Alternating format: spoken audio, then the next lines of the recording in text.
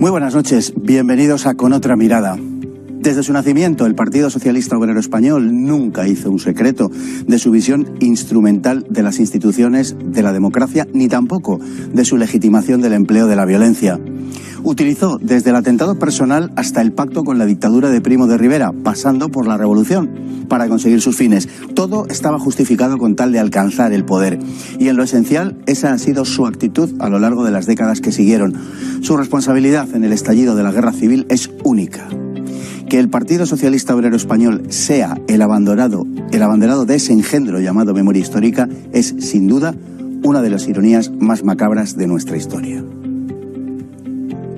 En 1910, el Partido Socialista Obrero Español obtuvo su primer diputado, Pablo Iglesias. Desde el principio, Iglesias dejó claras sus intenciones. Dirigiéndose a Antonio Maura y por si éste trataba de recuperar el gobierno, le dijo: los elementos proletarios hemos llegado al extremo de considerar que antes que su señoría suba al poder, debemos llegar al atentado personal. Lo que vino a continuación fue toda una declaración de principios. Estaremos en la legalidad mientras la legalidad nos permita adquirir lo que necesitamos. Fuera de la legalidad, cuando ella no nos permita realizar nuestras aspiraciones. En el verano de 1917, UGT y la CNT se unieron para desencadenar un proceso revolucionario a través de una huelga general, en la que se pedía el socialismo y la república. La revuelta produjo un centenar de muertos, pero los socialistas del comité de huelga fueron elegidos concejales y evadieron su responsabilidad. La consecuencia fue que el 13º Congreso de la UGT, que se celebraría al año siguiente, aprobó un programa máximo consagrando aquellos métodos de actuación violenta. Todo ello no obstó para que la dictadura de Primo de Rivera contase con el apoyo activo del PSOE, y el demagógico líder de la UGT, Largo Caballero, aceptó un cargo como consejero de Estado. Los socialistas hicieron lo posible por eliminar a sus competidores anarcosindicalistas y comunistas, aprovechando su posición. De hecho, el gobierno de Primo de Rivera terminó financiando la creación de Casas del Pueblo del PSOE. Tras la caída de la dictadura en 1930, el PSOE apostó por un nuevo régimen, la República. El socialismo español sería protagonista principal en los duros tiempos que estaban por venir.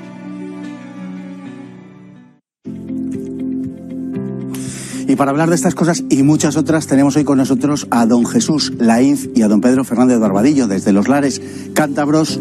Viene a visitarnos hoy, deferentemente, don Jesús. Se lo agradecemos muy vivamente. Un placer.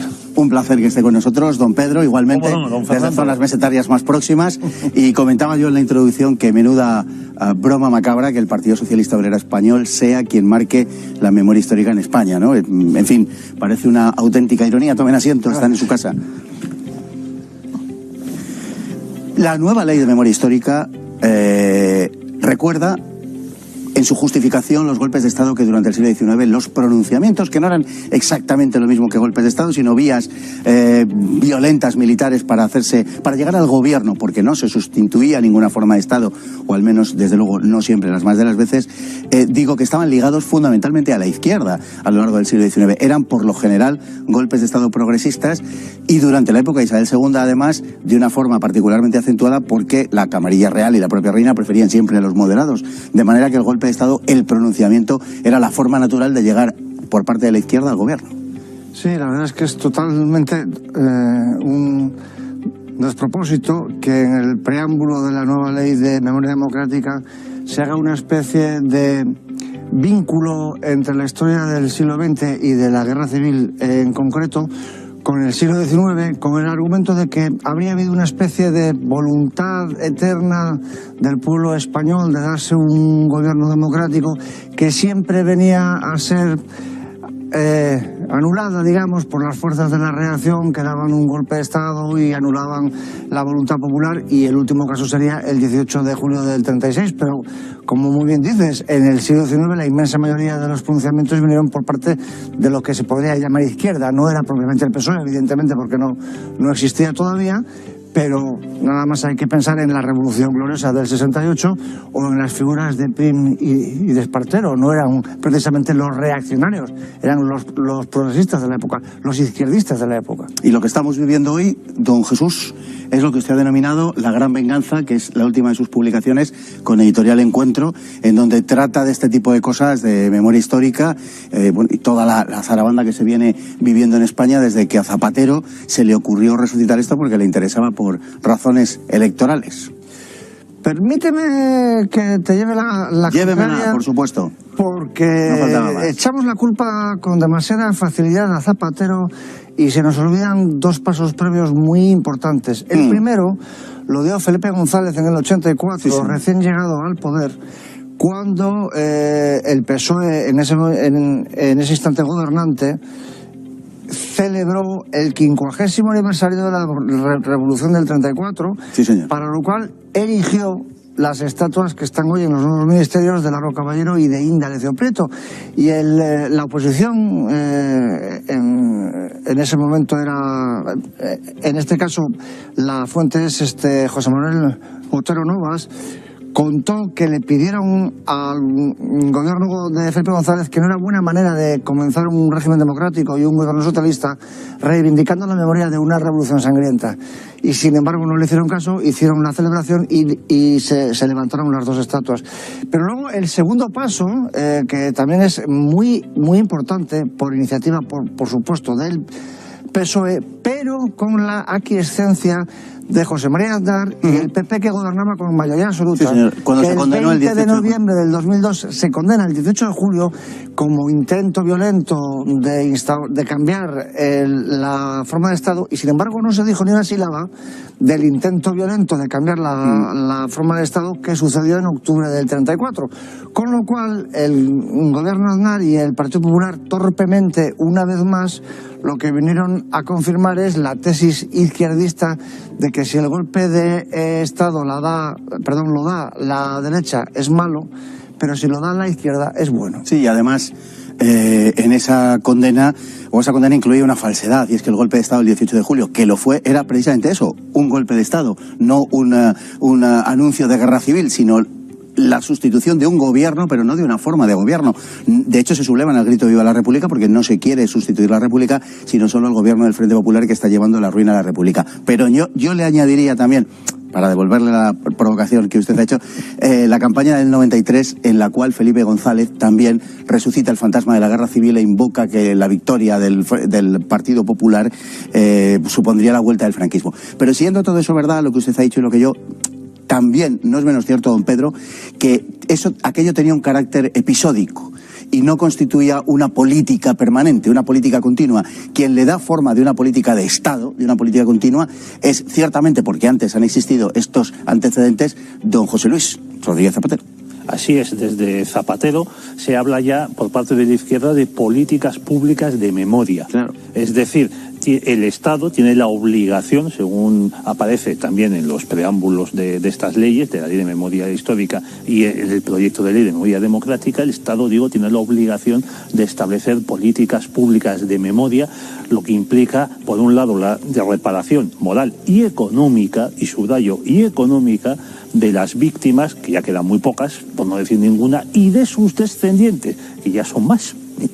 Y por otro lado, también implica que el Estado tiene que fijar pues una serie de materias transversales en los currículos escolares y universitarios. Bueno, esta farfolla que usted conoce también porque la ha sufrido como docente, más donde se inculque a los estudiantes pues los dogmas de esta nueva versión oficial de la historia. Y claro, también ahí hay mucho dinero donde rascar, porque eso implica la publicación de libros, implica conferencias, implica profesores, implica técnicos, y también... Parece, don Pedro, perdone, que hay algún problema con el sonido.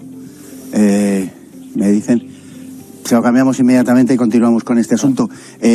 Aprovecho para preguntarle a don Jesús.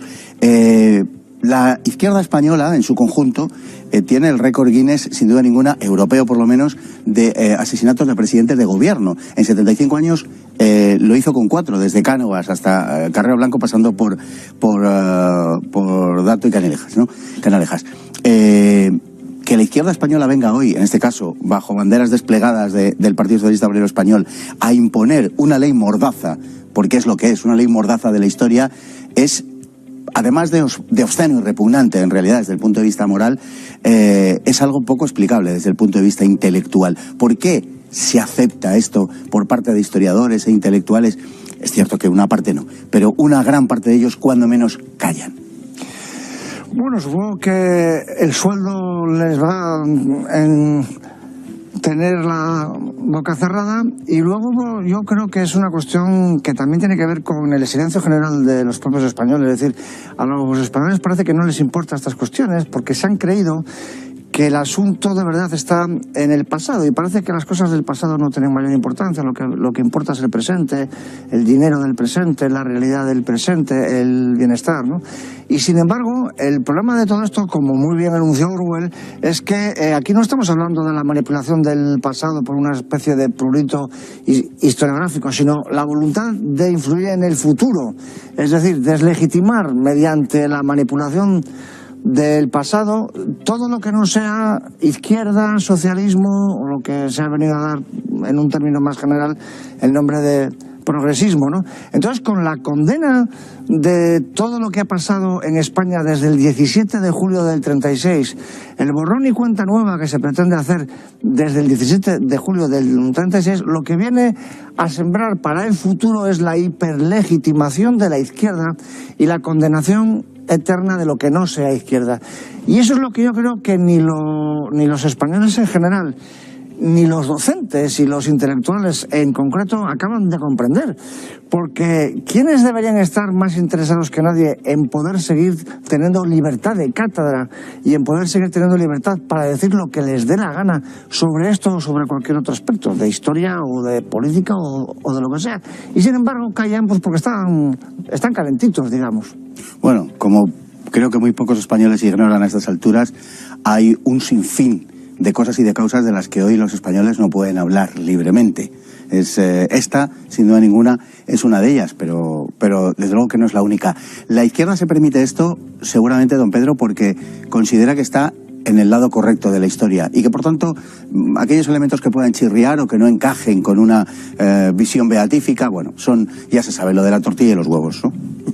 Pero es que además la izquierda, lo que no encaja en esta visión suya, pues lo elimina, lo tacha totalmente de la historia o incluso se lo apropia. Hemos visto que hace unos pocos días se cumplió un aniversario más de la concesión del sufragio activo a las mujeres, porque ya tenían el pasivo, es decir, podían ser elegidas diputadas, y en este caso, pues en las Cortes Constituyentes de la República se aprobó con cierta protesta por parte de las izquierdas dar el derecho de voto a las mujeres. Bueno, pues el Partido Socialista y Podemos se apropiaron de Clara Campoamor, que fue quien promovió esta concesión de voto a las mujeres, y que, como ella misma contó, tuvo que huir de la España republicana en 1936 porque esas izquierdas tan buenas, tan solidarias, tan progresistas, tan avanzadas, tan feministas, si la llegan a pillar, la matan, como a tantos otros gerifaltes republicanos de antes de la proclamación de la República. Porque antes al PSOE, y aquí hay que insistir, monarquía y república le daban igual. Consideraban a los republicanos una especie de burguesotes más o menos aventados que se dedicaban a sus cosas, mientras que los socialistas estaban en sus cábalas, en sus conspiraciones. Eran cuatro gatos, también hay que decirlo, hasta que en la dictadura de Primo de Rivera los enchufa al presupuesto. Entonces, para estos socialistas, los republicanos eran pues unos compañeros de viaje en un momento determinado, como también lo fue el PNV durante la guerra civil. Entonces le daba esto completamente igual. Y estuvieron a punto de cargarse a Clara Campoamor. Y sin embargo, ahora, con este tacticismo que ellos emplean tan bien, pues poco menos que van a sacar el carnet de afiliación de esta señora al PSOE. En la dictadura de Primo de Rivera ellos entendieron que la cooptación del espacio público y vivir de lo público eran la clave, efectivamente, para el triunfo, porque con anterioridad a la dictadura de Primo de Rivera era verdaderamente un partido minoritario y un sindicato minoritario, incluso en el mundo sindical. En aquel momento la CNT era mayoritariamente, con mucho, el principal sindicato del país, no lo olvidemos, sobre todo en zonas, por supuesto, como Cataluña y Andalucía, pero incluso en Madrid estaba siendo crecientemente pujante. Sucede que la colaboración con la dictadura de Primo de Rivera le permite a la UGT y le permite al PSOE acabar temporalmente, erradicar a la CNT, que era su principal objetivo, y también, por cierto, y es una página un tanto semioscura, que luego reaparecerá durante la transición reprimir al Partido Comunista. Y no solo eso, don Fernando. En aquella época también eran muy potentes sindicatos católicos verdaderamente independientes. Eso es cierto. Lo que pasa es que algunos de ellos estaban vinculados al movimiento carlista, y eso era algo que molestaba mucho a los cortesanos de Madrid que estuvieron o promovieron la dictadura de Primo de Rivera. Entonces, con esa inteligencia que hay en política, que abunda tanto en Madrid, por ejemplo, en el caso de las Vascongadas, pensaron que para desarmar o anular a los carlistas, tanto política como sindicalmente, lo mejor era inflar al PNV y a su sindicato católico, confesional, el STV, Sindicato de Trabajadores Vascos. Bueno, pues las genialidades madrileñas. Han salido aquí dos temas muy divertidos, a la vez que interesantes, y que además nos pueden servir para centrar un poco más el tiro sobre el PSOE, que es la figura de Clara Campoamor y lo que acabas de mencionar sobre, digamos, la competencia PSOE-Partido Comunista, ¿no? Que son dos cosas que se intercruzan de una manera muy interesante. Y es que Clara Campoamor fue uno de los muchos personajes republicanos que acusaron de ser el principal causante de la guerra civil, en concreto al PSOE. Es decir, no solamente es que Clara Campoamor no tuviera nada que ver con el PSOE, es que acusó al PSOE, y en concreto a Indalecio Prieto, de ser el principal causante de la guerra civil. De Indalecio Prieto llegó a decir que era algo así como el espíritu letal de la República. Pero es que junto a ella nos encontramos con otros egregios republicanos como Salvador de Madariaga, que dijo que con el golpe de Estado del 34 la izquierda había pedido cualquier legitimación hasta la sombra de autoridad moral para criticar el 18 de julio del 36, y también dijo que el principal agitador del odio y el principal culpable de la situación social insostenible del 36 fue el PSOE. Y lo mismo dijo nada más y nada menos que don Alejandro Lerroux, presidente de 3 gobiernos de la República, que también tuvo que salir corriendo el 18 de julio para que no le mataran los republicanos, y acusó al PSOE de ser el principal culpable de la guerra civil por su deriva bolchevizante. La misma acusación, exactamente con las mismas palabras, que hizo nada más y nada menos que don Julián Besteiro, presidente del PSOE, que también acusó a su propio partido de ser el culpable de la guerra civil por haber como dijo, caído en la tentación más nefasta de la historia de las ideas, que era el bolchevismo. Y podríamos seguir con don Claudio Sánchez Albornoz, que dijo exactamente lo mismo, nada más y nada menos que presidente del gobierno de la República en el exilio, y con tantos otros. Pero sobre el tema de la oposición entre el PSOE y el comunismo, que tiene estricta relación con lo que estamos contando, es decir, con el principal papel del PSOE como agitador de la guerra, además de manera expresa, ¿no? Hay cientos de frases de Largo Caballero, sobre todo, pidiendo, clamando, exigiendo la guerra civil. Y otro pequeño detalle también muy interesante que no se suele recordar: durante los debates constitucionales del 31, fíjense que no estoy hablando ni del 36 ni de la situación revolucionaria del 34. En el 31, durante los debates constitucionales, un diputado radical socialista, Álvaro de Albornoz, no confundir con don Claudio, dijo que el sello de la Constitución y de la República tenía que ser la guerra civil, y retó en la Cámara, a las derechas a ir a la guerra civil porque era la única manera fecunda de hacer política.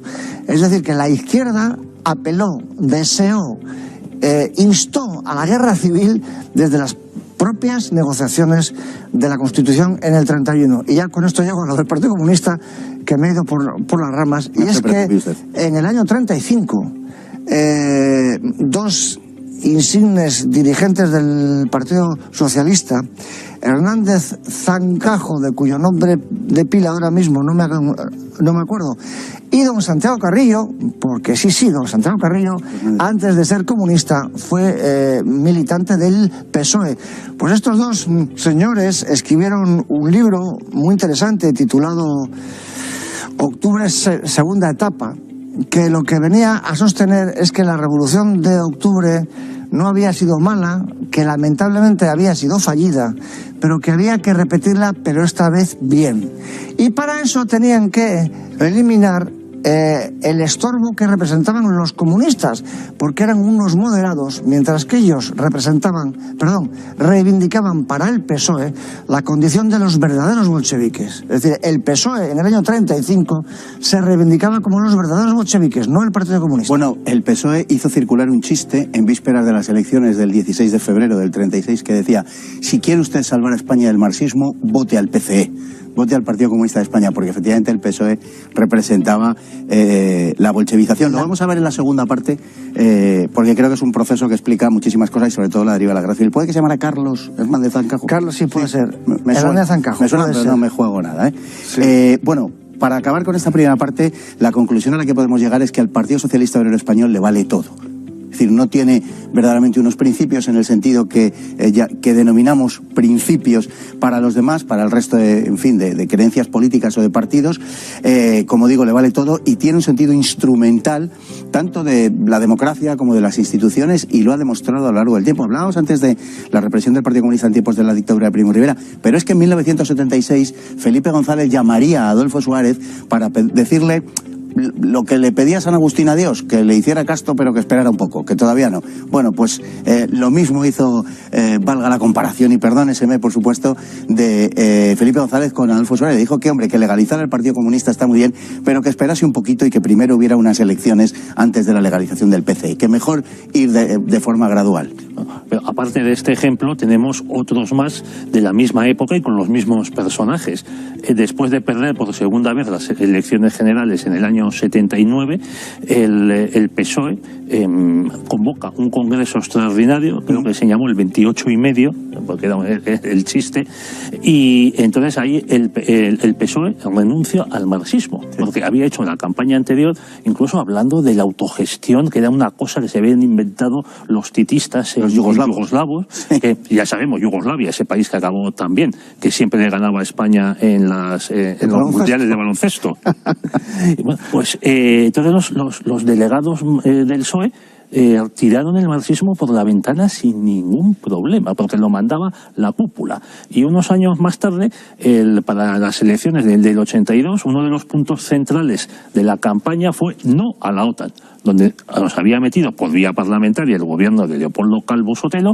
Felipe González y Alfonso Guerra se comprometieron a convocar un referéndum en el que pedirían el no a la OTAN, y efectivamente lo convocaron, y 4 años más tarde pidieron el sí a la OTAN, con una verborrea y unas cláusulas secundarias y demás muy retorcidas, pero pidieron el sí a la OTAN, y todo el partido fue disciplinadamente a votar que sí. Les da igual. El caso es mantenerse en el poder al precio que sea. Y se olvida usted de don Javier Solana, que era el vocero anti-OTAN y que terminó en secretario general de dicha organización. Por cierto, que fui yo testigo de primera mano, porque el cierre de campaña del año 82, siendo yo muy jovencito, en la Complutense, no me lo perdí, allí estuve, pero no para ir a ver a Felipe González, sino porque tocaban Los Leño, que entonces eran un grupo madrileño de rock urbano y tal, que bueno, pues que a uno le gustaba, a mí y a muchísima más gente.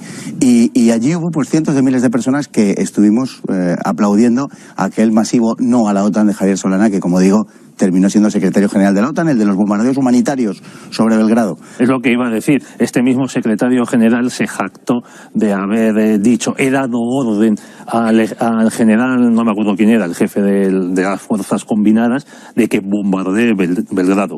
Bueno, pues otro socialista, pacifista, internacionalista y partidario de la solución pacífica de los conflictos internacionales, etcétera, etcétera, que en cuanto le ponen un sillón, hace lo que sea por mantener el sillón, incluso, diría Woody Allen, invadir Polonia. Bueno, en este caso fue bombardear Belgrado. Nosotros, como no les vamos a engañar, no les vamos a decir que no nos vamos a publicidad. Nos vamos a publicidad, pero volvemos enseguida.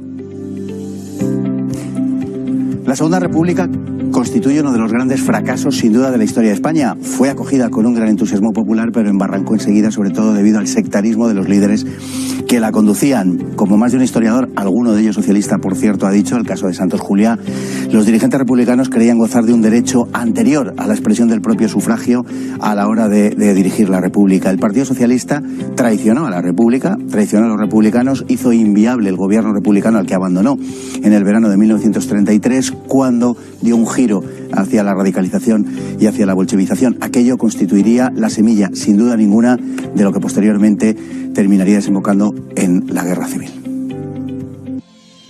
En el mes de diciembre de 1930 se produjo una sublevación militar apoyada por la izquierda, de modo que cuando se proclamó la República, el PSOE ya había protagonizado 2 golpes de Estado, había colaborado con una dictadura y había sembrado el odio de clases y contra la Iglesia. Apenas un mes después de la proclamación del nuevo régimen, socialistas y republicanos protagonizaron la quema de conventos, ritual que se había convertido en parte inexcusable de la liturgia revolucionaria. El odio contra la Iglesia era cosa que venía de lejos. Ya en 1902 el PSOE había asegurado querer la muerte de la Iglesia. Decía literalmente, para educar a los hombres y quitarles la conciencia al tiempo que les confiscamos los bienes. Aunque el PSOE sostuvo el gobierno republicano entre 1931 y 1933, para el verano de 1933 comenzó a mostrar la radicalización que venía incubando desde hacía tiempo. El 13º Congreso del PSOE había proclamado el fin de la colaboración con las formaciones burguesas, reivindicando el carácter marxista del partido. Para el PSOE, la democracia siempre había sido algo meramente instrumental. La competencia con la CNT empujó al socialismo a una deriva revolucionaria que propondría un horizonte de aniquilación para sus adversarios. Desde entonces, un PSOE bolchevizado comenzó a diseñar una estrategia de asalto al poder que justificó bajo el señuelo del antifascismo. Unos meses más tarde, en octubre de 1934, la entrada de la CEDA en el gobierno, que había ganado limpiamente las elecciones, fue la excusa para que toda la izquierda española, que se venía preparando desde hacía meses encabezada por el PSOE, se sublevase contra el gobierno legítimo de la República. La rebelión se planeó para toda España, pero solo cuajó en Asturias. El coste humano de la Revolución de Asturias no ha sido definitivamente establecido, pero se estima en varios miles de muertos.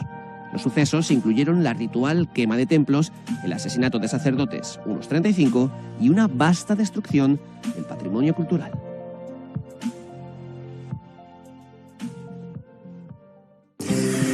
Bueno, pues hemos visto estas imágenes acerca de la evolución del Partido Socialista Obrero Español, a la que me refería yo anteriormente. Vamos a poner las cosas en su sitio. El Partido Socialista, que hoy se erige en defensor de esa memoria histórica, quiero recordar aquí el libro de la Gran Venganza que acaba de publicar don Jesús Elainz. El Partido Socialista, digo, entra en la Segunda República protagonizando, aunque sea de forma vicaria, un golpe de Estado en diciembre de 1930, donde 2 militares republicanos se sublevan 2 militares, es un golpe militar, y los republicanos socialistas y catalanistas de izquierda se harán herederos por voluntad propia de ese golpe de Estado. De hecho, durante la Segunda República, centros escolares, hospitales, plazas, calles, llevarán el nombre de los golpistas. Estos son los que hoy nos recetan la memoria histórica. Bueno, es que se habló también de enterrar los cuerpos de Galán y García Hernández en la Puerta de Alcalá. Sí, señor. Como para eso. Es muy curioso, muy llamativo. Mártires de la República se les llamó, ¿eh? Exacto.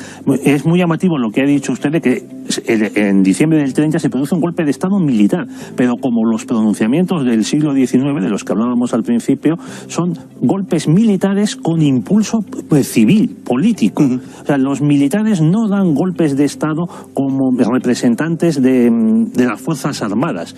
Lo que pasó, por ejemplo, en los años 70 en Iberoamérica, por ejemplo, en las juntas militares de Perú, de Chile, de Argentina. No, estos militares están, digamos, al servicio de una idea política más o menos descabellada, y entonces son marionetas de los políticos que los emborrachan, los herreran, los lanzan para adelante, y cuando se produce el fracaso y hay que responder ante el Consejo de Guerra, incluso el paredón, que fue el caso de Galán y García Hernández, los políticos civiles huyen. Uno de los que estaba implicado en el golpe de Jaca es, como no, Indalecio Prieto, ese chisgaradís que estuvo durante el primer tercio, los primeros 40 años de la historia de España del siglo XX, estuvo en todos los líos y de todos ellos se escapó.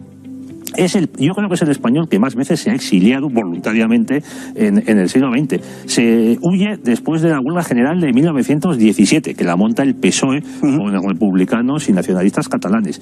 Huye después de este golpe de 1930.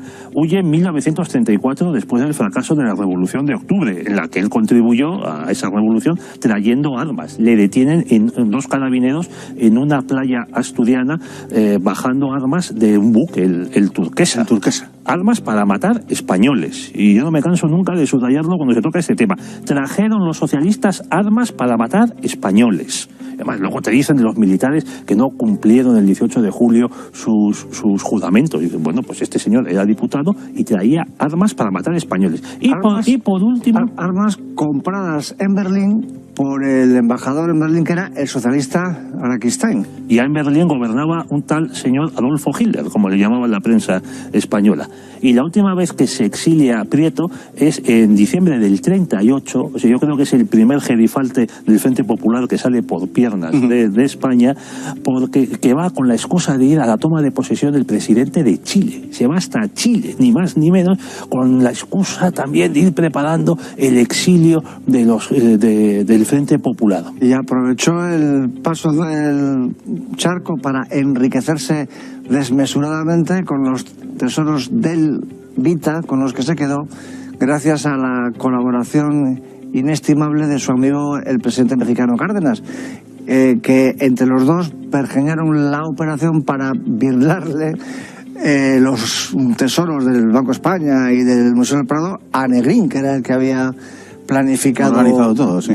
Bueno, en el yate Vita también había muchísimo patrimonio robado a particulares. Los Montes de Piedad, las cajas particulares de los bancos, por ejemplo, se saqueó una sucursal del Crédit Lyonnais en Madrid para apoderarse de lo que guardaba Niceto Alcalá Zamora, por orden, él lo dice en sus memorias, es que por orden de Indalecio Prieto, y todo esto se amontona en el yate Vita, y que zarpa de Francia en febrero del 39.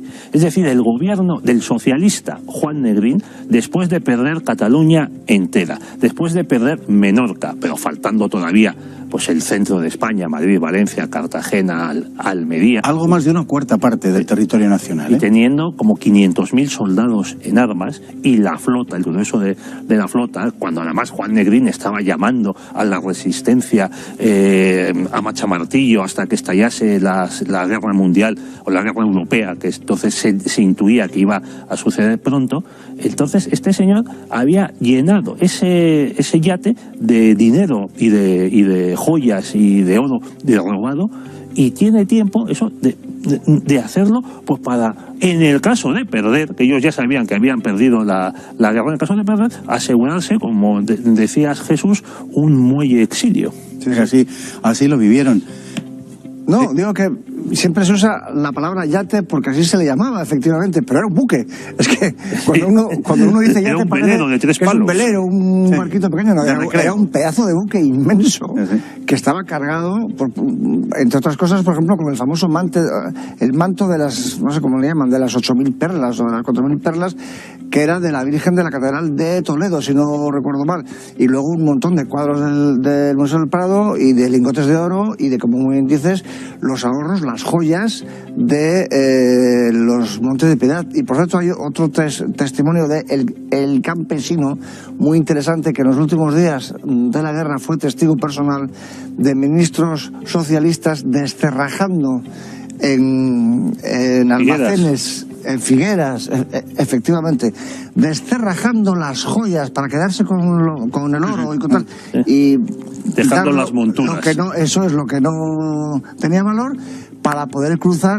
Eran ministros que estaban desrajando las joyas para poder salir corriendo con las maletas llenas de las riquezas robadas a los españoles que las habían depositado en los Montes de Piedad. Qué edificante todo este asunto. Bueno, hay un sector, permítame, Fernando, hay un sector del PSOE, de la izquierda en general, pero sobre todo del PSOE, que habla de la necesaria reparación económica a las víctimas del franquismo. bueno, ¿cuándo va a repararnos el PSOE a los demás españoles de todo lo que nos robó? Porque aparte de robar estos montes de piedad que tenían nombres y apellidos, es que se apoderó, malbarató las reservas de oro y plata del Banco de España, que eran de todo. Bueno, el Banco de España era una entidad privada, pero tenía por acuerdo con el gobierno la responsabilidad de custodiar las reservas y usarlas para mantener la cotización de la peseta. Sí. Entonces, bueno, eran reservas que beneficiaban a todos los españoles. El PSOE, Juan Negrín era ministro de Hacienda y Largo Caballero era presidente del gobierno, deciden sacar ese oro y esa plata, no nos olvidemos de la plata, del Banco de España de Madrid, trasladarlo a Cartagena y luego vendérselo a la URSS a cambio de armamento. ¿Cuándo va a restaurar el PSOE todo ese inmenso capital que se llevó? Y un montón de ese dinero no fue a Rusia, fue a Francia para financiar el Partido Comunista francés, sí, señor, que pudo poner en marcha sus imprentas y sus periódicos gracias al dinero del Banco Español. Al dinero español, así es. Bueno, en los años 30, durante la Guerra Civil, tuvo lugar un genocidio. No el genocidio al que suelen hacer alusión, a veces de manera elíptica y a veces de manera abierta y explícita, algunos historiadores e intelectuales, sino un genocidio con respecto a la ley internacional, que es el que se perpetró en las personas de los católicos y singularmente de los religiosos españoles durante la Guerra Civil.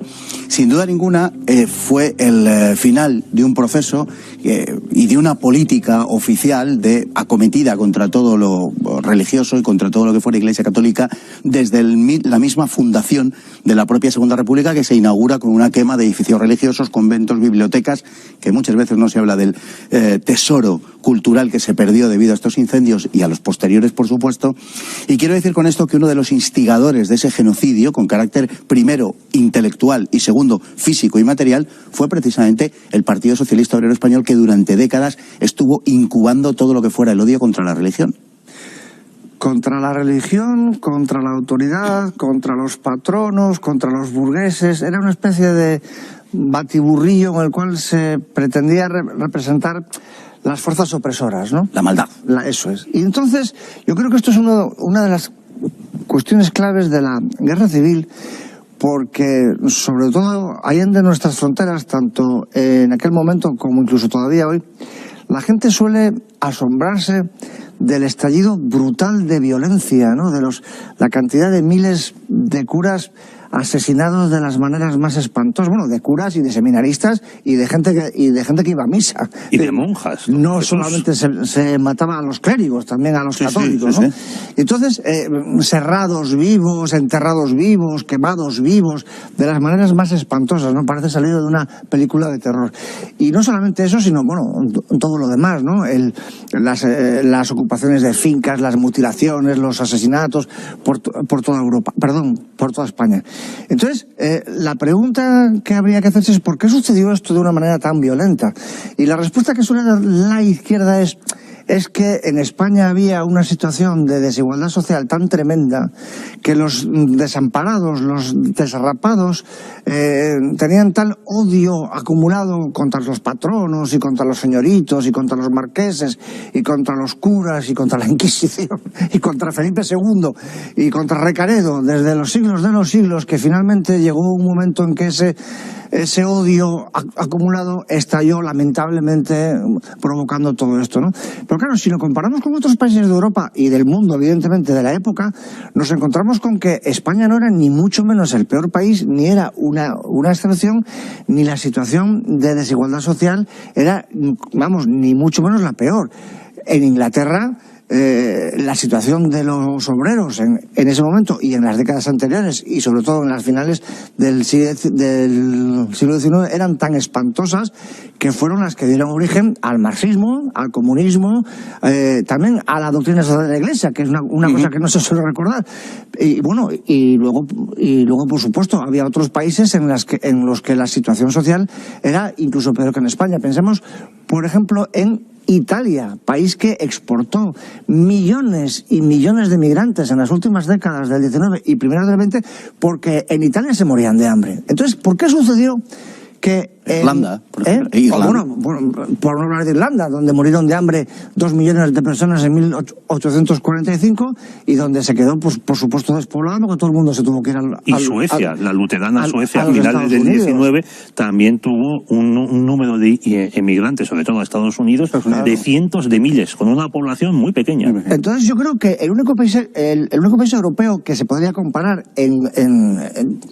no sé cómo llamarlo, en situación de desigualdad, podría ser la Rusia zarista, pero ni aún así es comparable. Un país en el cual se había abolido la servidumbre medio siglo antes. Es decir, no se tiene en pie el argumento de que fue una reacción airada de un pueblo sojuzgado. No se tiene en pie. Entonces yo creo que la clave de la cuestión la dio una vez más Clara Campoamor en la frase que para mí resume todo el problema, no de la guerra, sino de la Revolución Española, porque no en vano el libro que escribió ella es la Revolución Española vista por una república, no la guerra, la revolución, que fue la que provoca la guerra. Es que es lo que cuenta ella. Claro, la revolución que estalla, digamos, en su fase final tras las fraudulentas elecciones de febrero del 36 y que provoca miles de muertos entre febrero y julio del 36, el último de los cuales, como no hará falta que les explique,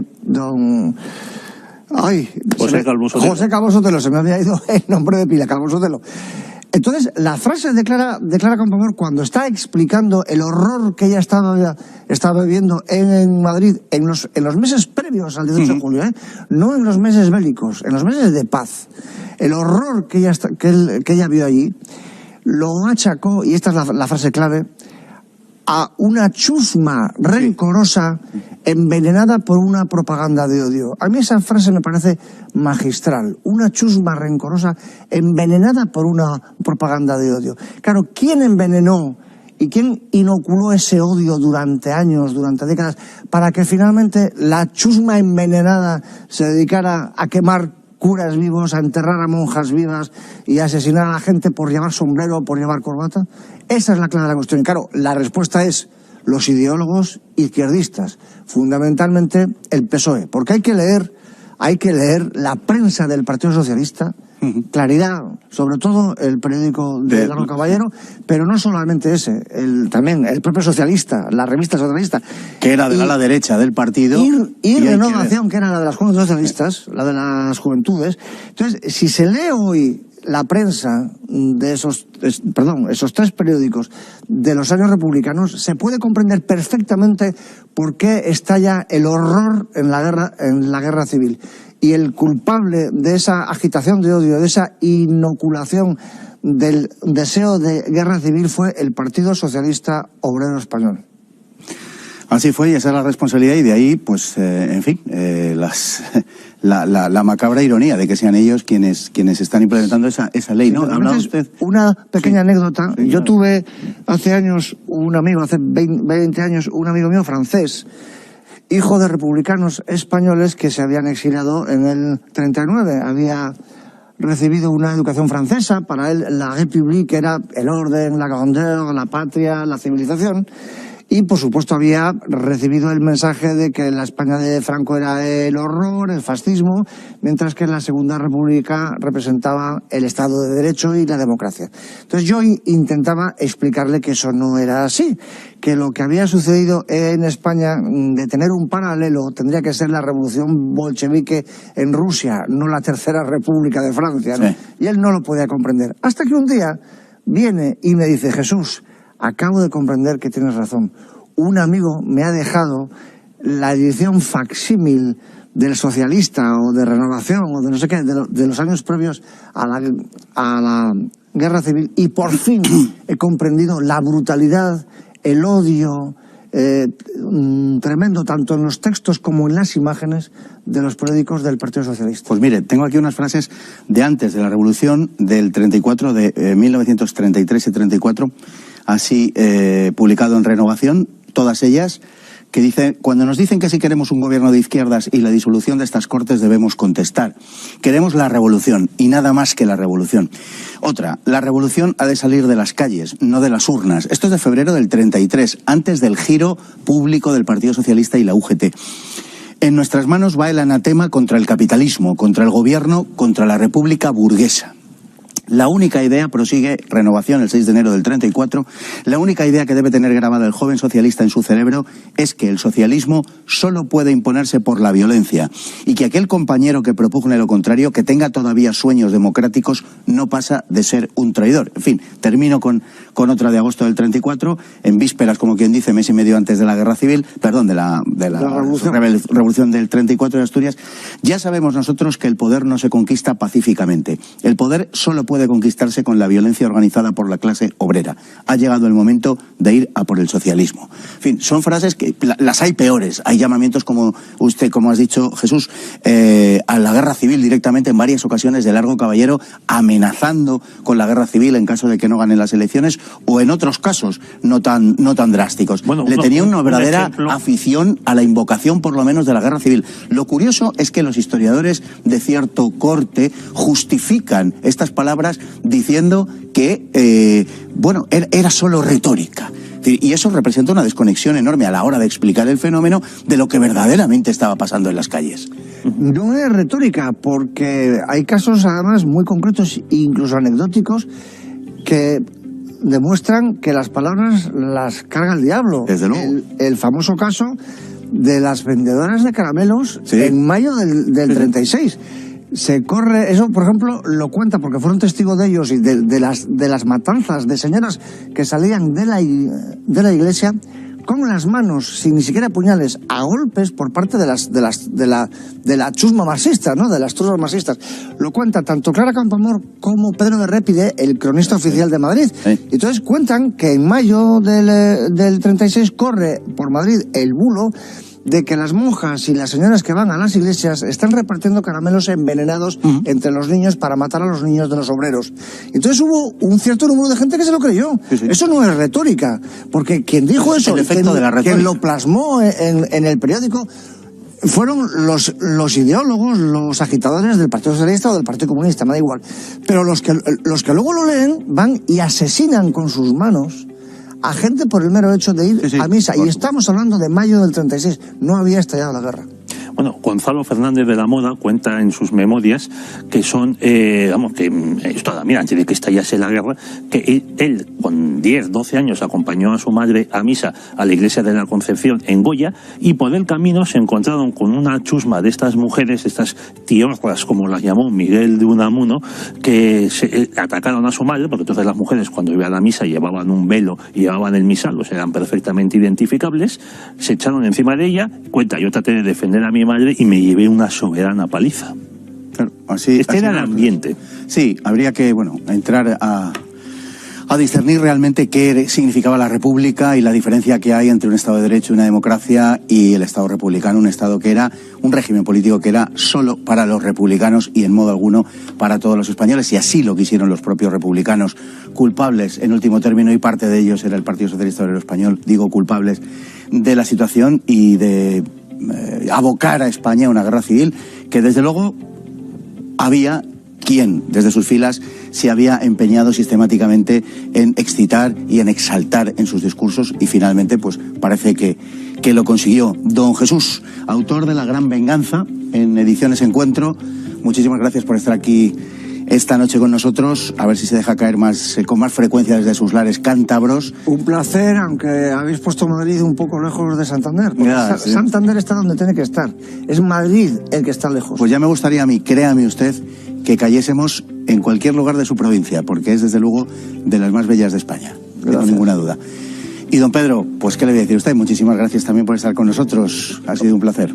Hombre, espero que dentro de unos programas hablemos de lo asombroso que fue que este PSOE luego en los años 70 se convirtiese en la gran esperanza moderadora y progresista de los servicios secretos del franquismo, de la CIA, del Departamento de Estado de Estados Unidos y de la socialdemocracia alemana para, moderar y hacer una transición pacífica. Pues lo haremos, hablaremos de ello y tendremos, espero, aunque sea por medio de esos artefactos diabólicos de la posmodernidad, a don Jesús desde sus lares, como decía. Si me prometes un té con pastas, yo vengo aquí en carne mortal. Pues se lo prometo, uno, y si hace falta dos. Muchísimas gracias por estar con nosotros, y a todos ustedes igualmente agradecérselo como cada noche, y esperamos tenerles el próximo día, Dios mediante.